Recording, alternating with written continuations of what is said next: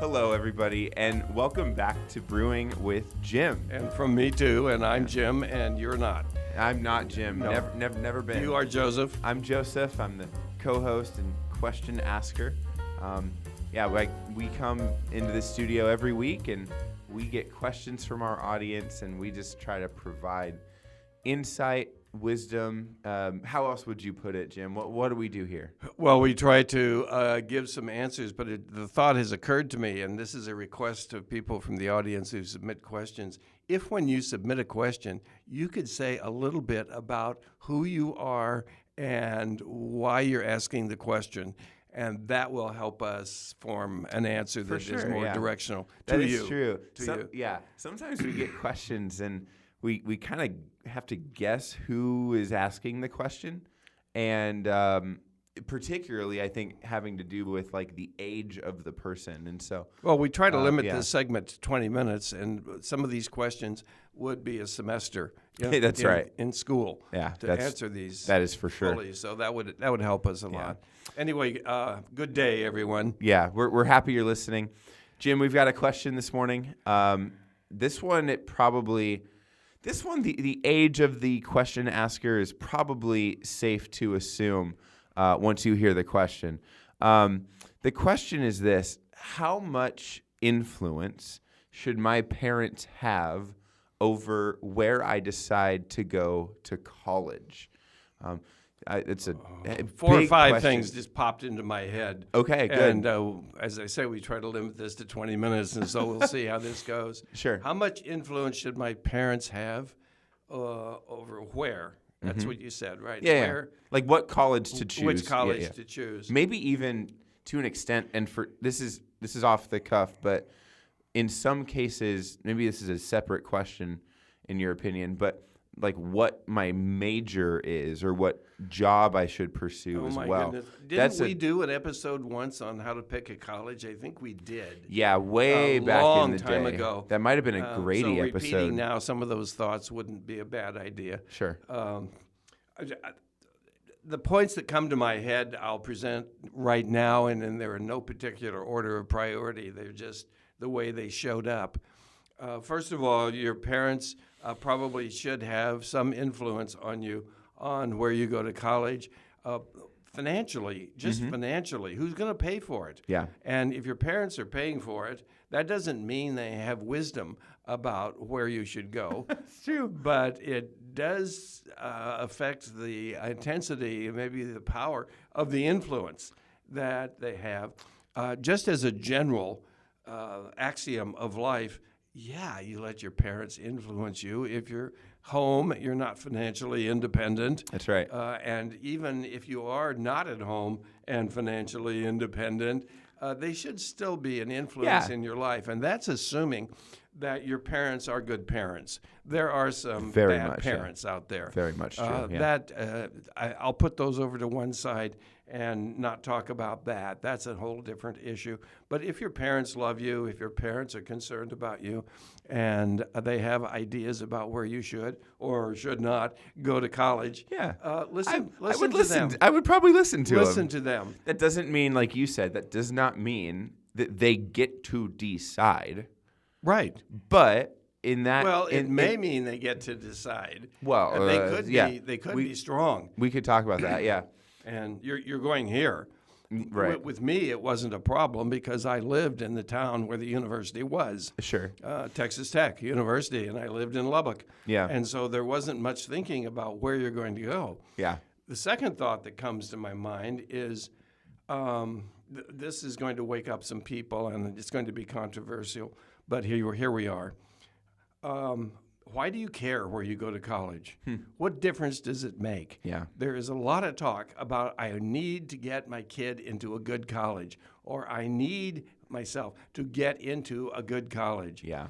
The idea there stems from, I think, a flaw in our school system where I go to school in elementary, junior high, high school, but specifically right now in my thoughts, junior high and high school. Yeah. And I just sit here and wait to be educated. I wait for the teacher to do whatever the teacher is supposed to do to get me educated. I disagree with that. I disagree with the format of that. That's right. I think that we need, as junior high students and high school students, to take control of our own education. Yes. The school is in charge of the schooling. Yes. The student is in charge of the education. Schooling and education are not the same thing. That's been It's an episode possible too, yeah. That has been. I remember saying that once before. Yeah. Schooling and education is possible. You can have either one without the other. And now let's talk about having education not depending upon the schooling. Well, the schooling, of course, that's the business of the school. Yeah. Let's educate, put enough information into the student's brain that they have a working knowledge of many different subjects. Sure. But also, isn't it the school's responsibility, or should be, to help the student learn to think critically? Yeah. Critical thinking. Oh, yeah. And I think we often skip that in the classroom. Sure. We just Yeah. don't. I don't want to like lose the plot, and I do agree with you. But wrapping it back around to college, you touched upon something that I think is really apt and really accurate. I remember my experience going through high school, and as a junior and as a senior, needing to decide where I'm going to go to college, and feeling, even at the time, looking back, it's more clear than ever. I remember feeling, though, even at the time, that college is poised or positioned as such an opportunity, and it is, but there is so much attention and resources on the college's behalf put into simply what we can just call marketing. And the decision of where you go to college, it is an important decision, but it is marketed as like this decision defines the rest of your existence. It does not. I agree with you, but it is put in the minds of 17 and 18-year-olds. It is this choose your own adventure thing, but you've got to choose, like, what is the community you're going to be a part of? What is the campus that you're going to be a part of? What is the, and then choosing a college becomes this process of a whole bunch of pros and cons, and it's like you better make the right decision or else. Well, I think that the student who is just starting college and is trying to make a decision about where to go does not have the wherewithal to decide which college is good for me, and they don't even know what the experience is like. Yeah.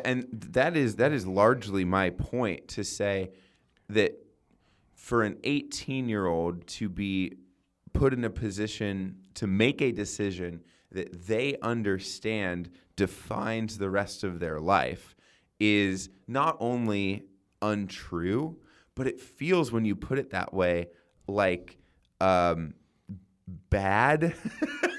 Like it feels harmful to some extent, because I agree with you in the sense that there's more to life than college, and you will have many more opportunities to define what your life becomes after college. Yes. Well, I would even say there's more to education than college. Definitely. Education is a lifelong endeavor. Yes. And when a person learns to dig it out for themselves and to research rather than being spoon-fed by some teacher, instructor, professor in a college, now they have learned that I know how to find out the answers to things. The generation we're talking to right now has a very different environment for that. They can Google anything. Sure. And it takes moments to just find out data or a datum about something. That's right. And they don't have any idea what I went through of having to go to the library and find the encyclopedia and look it up and take notes and to write it down. And so all that's gone. I feel unfortunate enough to say that I feel like even when I was in high school and college, I was just maybe the last couple of years that still needed to do that. I certainly had the internet and stuff, but I did have to go to the library. I did have to, at one point, scroll through the microfilm of old newspaper articles. I remember doing that and going like, "What year is this?" It was literally 2015 at the time, but Libraries probably don't even have those anymore. Sure. I don't know if they do or not. yeah, who knows? Well, I think Anyway. that to get back to this question of how much the parents should influence me, I would, if with the wisdom that I have now that I did not have when I was making these decisions, I would sit down with the parents and just have a meeting. Yeah. And what do you think? Now, meetings come in a variety of registers. One is just a hallway meeting where you bump into somebody and, oh, there's a question I had. Let me ask you right now. This won't take but a moment. And then you get a quick answer, and that's the hallway meeting. Yeah. The other one is to sit down and have a meal with somebody, and there's a lot of small talk maybe. But in the middle of all of that, you ask the question, I have been wondering about something. Could we talk about it for a minute? Then there is the highest, or I don't know if it's high or low, another register of a meeting, and that is, I have a topic that I'd like to hear your opinion about. I'd like to discuss it with you. Could we set up a time where we could sit down? That is the kind of meeting to have with your parents. Yeah. I want to know how you have come to the suggestion you've given to me about where I should go to college. And I don't know how to think about this as well as you do, Mom and Dad. And can you help me understand? Sure.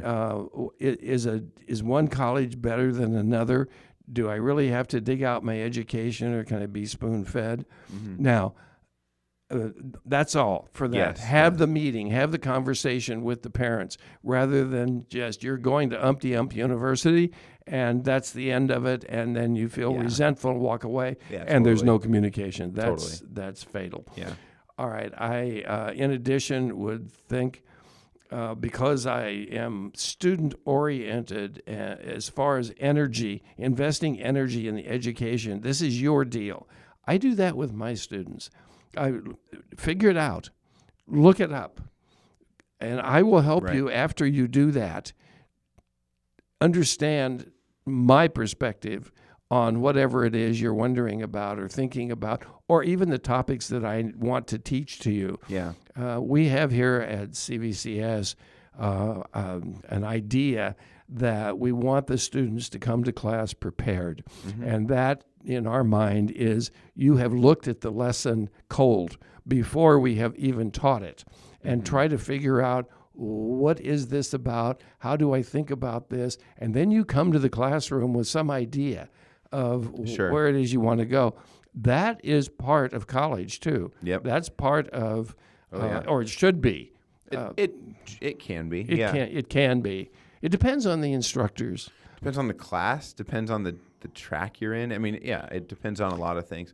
But that will show up. When people talk about, I need to find a good college, I can tell you there are going to be some bum instructors in every college, and there are going to be some really good ones in colleges that don't have the highest reputation, but they're very good teachers. And so I wouldn't spend a lot of time. I've got to go to a good college. Now, if your goal is to have a law firm on Fifth Avenue in New York, maybe a law degree from Yale or Harvard would be a good idea. Probably a good thing, yeah. Yes, because those sell to clients. Yeah. Also, I'm sure the education is pretty good too, but you still have to dig it out. You still have to study. You still have to think.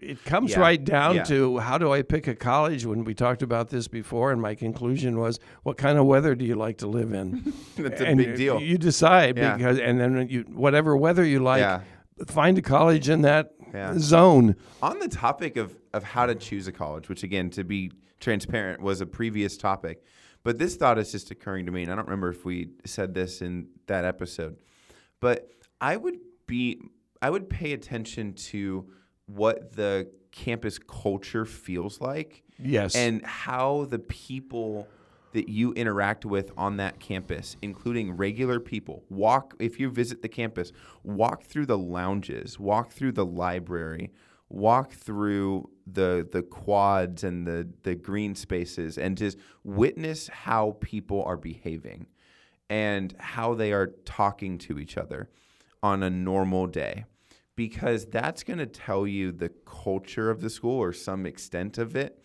And you will, like, it's not like a prophecy, but just understanding how school cultures work and how groups like work, you will become like those people.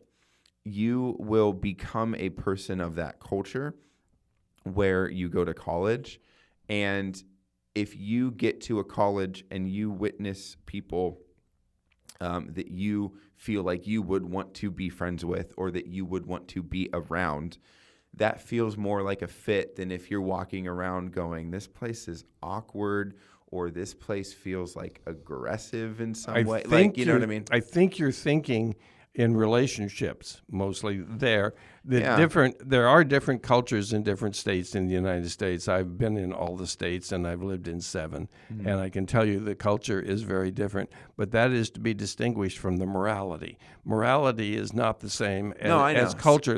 I didn't mean to say that you don't know that, sure, but yeah. I'm just saying that thought. When I was at Texas Tech University, Texas is what is known as a stranger-friendly state, and we don't pass people in a grocery store aisle without greeting them, Sure. or waving if we're in traffic. We wave at people. We certainly would not pass someone on a college campus and not say hello to them. Then I went to the University of Iowa. Now, I'm not dissing the people in Iowa. They have excellent relationship quality. No. Well, no, I don't want to. But I can tell you they don't speak to each other when they pass each other if they haven't been introduced by their maternal grandmother to each other. That is not my experience in Iowa at all. It isn't? No. Oh, well, I have found that in the upper Midwest generally. And, of course, that's the way it is in California, too. We have too many people here to say hello to everybody. That's true. Yeah. So you do become part of that approach. Yeah, you take on those behaviors. You take on sometimes even mannerisms, like the habits and the routines of that campus will become your own to an extent. And when you visit, hopefully you get a chance to visit your colleges before you go there.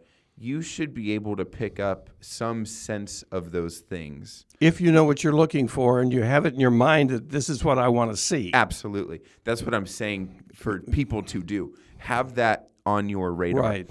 And that will tell you, that is probably going to be one of your best ways of feeling out if the place will be good for you. Do you think academic counselors mention that to people who are going on college visits? I don't know. They probably word it differently. Makes me want to check with our academic counselors here to see, but I think that's really important. You don't want to visit a college to look at the architecture of the building. You go to the college to look at the people, to look at the academics perhaps, to look at... I think primarily people go to look for the academics, and I think a primary function of the college system in the United States is marketing.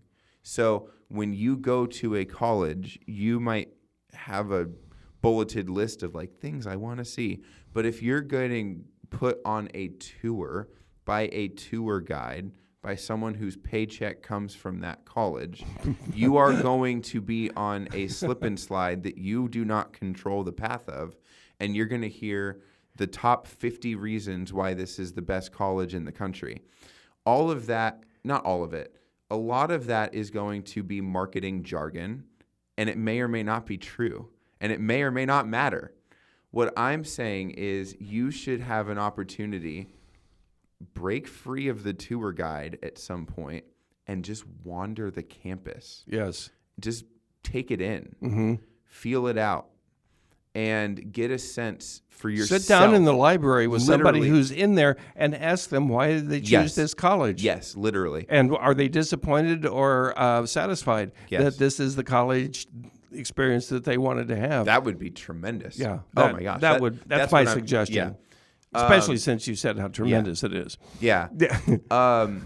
With that in mind, I do want to get back maybe just for another minute or two, just the original question, parental influence. My general takeaway on that is, again, it depends, like you said, on your relationship with your parents.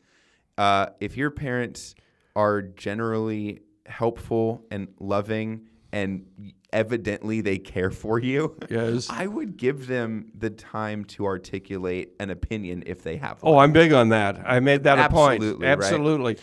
And if they don't care, they're not open. Well, Yes. they will care, I Yes. think. But if they're not open in an aggressive in communication with their kids, then you be the aggressor, Exactly. college student, Yeah. and sit down and I want your advice about something, and I want to hear your thinking about something. Who Yes. wouldn't be amenable to that? That's right. If that relationship is not present or not helpful, then I don't think you have to worry about what they think about your college experience, at least to that much of an extent. What I would say though is, I forget if we've talked about this morning already, but if your parents are offering to pay for your college, that necessitates a level of like literal buy-in from their part. Oh, yes. And whether that means they decide where you go to college or not, I don't know. Well, maybe they're willing to pay no matter where you go. That's the question. That's going to depend on a family-to-family basis. Right. At the end of the day, though, this is kind of where I want to land and conclude at least my end of things. I do think it's important that the student-to-be has a pretty substantial influence on where they are going to college, because ultimately they are the person, not the parent, but they are the person that has to literally live with that decision for potentially 4 years of their lives. 4 of the most formative years that they will ever experience with their entire life. But I will stay with yes. my point Yes. that they may not have the wherewithal, the experience to make that decision, even though it is an important life decision Yes. for them. Yeah. And there you can pull wisdom from others, and it's not just your parents. Be influenced by what you hear from the guy you sit down with in the library and Yes. ask him, do you mind if I ask you a few questions about the college? Be influenced by Yes. that, and not just one person, Yes. but sit down with absolutely. 5 to 8 people and who are not sitting together because Yeah. they're friends with and sharing the same values and Yeah. thoughts, and then receive influence from more than just your parents. I would absolutely do that, yeah. Okay, that's a good place. It's a great place to end, I think. think. Let's hop to our second segment, the Surprise Gym segment. Always a question that you don't know ahead of time. Right. Last week, we had a question that as 2024 ends, what were highlights from the year. This is the first episode that is coming out in 2025. Wow. So I have a question for you kind of along that end, which is, are you a New Year's resolution person? Like, do you set for yourself? That's an immediate and emphatic no. Okay, then we can talk about that in a Sorry. second. But let me do part 2 of the question, Okay. which is, do you just simply have anything in 2025 that you are looking forward to or that you would want to accomplish? It's maybe not a resolution, but as you look ahead to 2025, what's on your mind? What are you looking forward to? Okay, thank you for the question, I think. No, I do not make New Year's resolutions. Me neither, for what it's worth. I don't do that. I don't make resolutions or time to accomplish something, decisions based upon calendar units. Now, because I could make a resolution anytime. You asked specifically about 2025. I am writing a book right now, and I'm not writing the book right now. The book that I started was at the beginning of 2024. I am writing short chapters of the book. It's not a novel, but short chapters of the book. I have about 30 of them, 35 of them done. And then summer hit, and I thought, oh, now I'm free. I can write and write. I didn't write one word during the summer.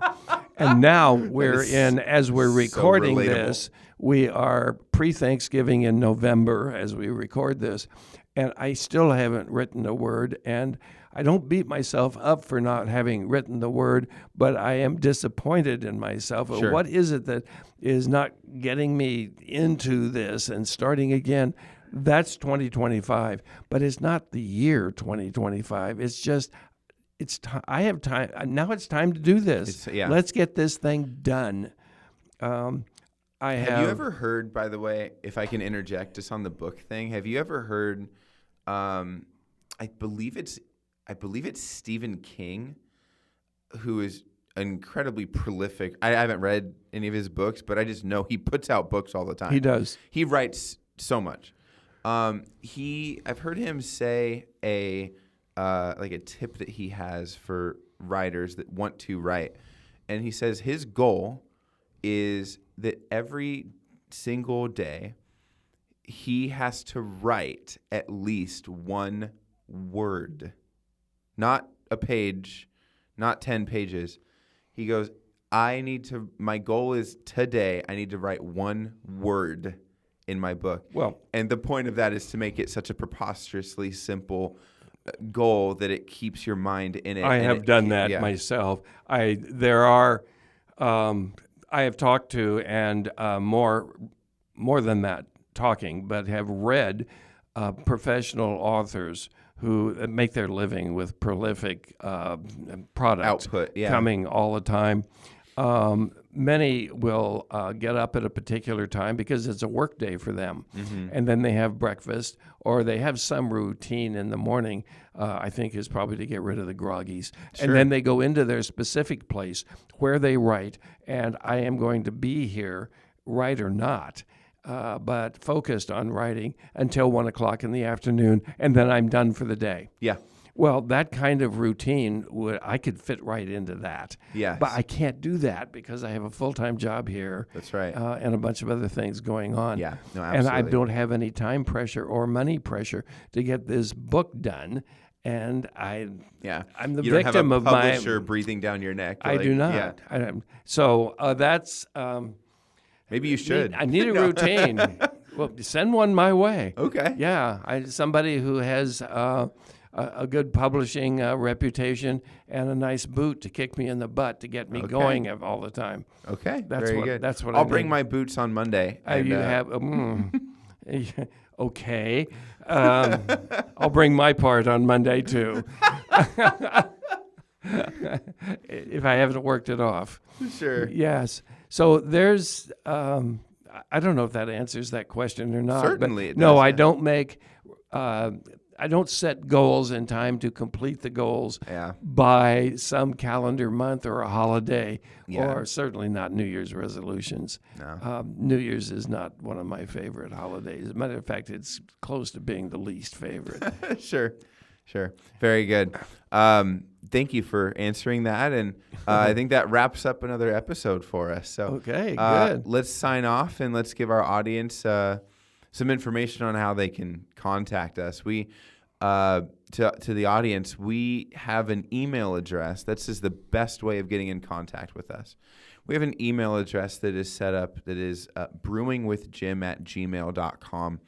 That is a place where if you can send us any questions that you'd like us to answer on the show, if you can tell us, like you said earlier, a little bit about yourselves, where you're listening from. Just a little bit. Yeah, just some context if that helps us to answer the question. Or if you just want to email us purely to introduce yourselves, thank us for the show, whatever. Like, we'll take that too. Thank us profusely. Yeah. But anyway, that is brewingwithjim@gmail.com. So it is with that, friends, that we sign off for another week. We thank you for listening, and we hope you have a good week. Good day. We'll be back with you very soon.